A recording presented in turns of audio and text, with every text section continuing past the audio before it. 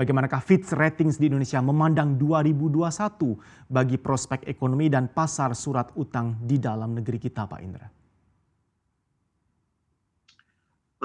Saya lihat 2021 ini cukup baik ya dan menarik ya buat Fitch ya, karena kita lihat karena likuiditas yang sangat besar ya, baik dari global maupun domestik ya, nggak hanya US tapi banyak sekali investor-investor asing ya, baik dari Asia maupun dari Eropa.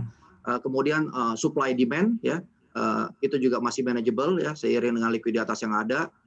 Secara umum juga kita lihat surat utang negara itu juga return-nya juga sangat baik ya, lebih baik dibandingkan dengan pasar saham ya. Kemudian investor itu seperti saya jelaskan tadi, tahun lalu itu cenderung risk averse ya, resiko-resiko dari manajemen investasi bermasalah atau obligasi-obligasi yang high yield ya. Alhasil itu banyak aset-aset yang non risk seperti obligasi dianggap punya prospek yang lebih baik dan aman dibandingkan saham. Jadi tahun ini itu akan berbalik ya, tahun ini akan berbalik karena kondisi ekonomi yang baik, maka masyarakat tuh, para pelaku pasar tuh kembali mengincar aset-aset beresiko yang seperti saham gitu. Jadi dilihat juga dari keberhasilan distribusi COVID-19 itu semuanya suatu kombinasi yang harus berjalan bersamaan gitu. Tahun ini nih akan berubah tren portfolionya dari tahun 2020 gitu.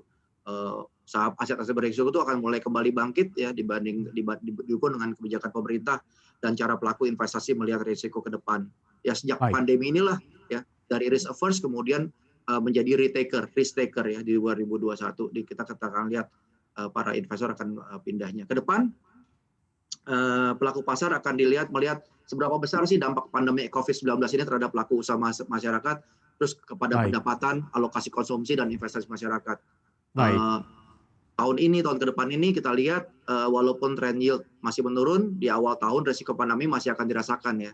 Ditambah lagi penurunan yield didukung juga tren penurunan suku bunga acuan BI. Jadi tapi kita lihat inflasi 2021 ini masih terjaga di sekitar 2% ya. Pak Indra. Sehingga penurunan yield ini akan menjadi terbatas menurut saya. Install aplikasi kami CNBC Indonesia di Google Play Store dan App Store untuk mengikuti perkembangan terkini berita bisnis dan ekonomi.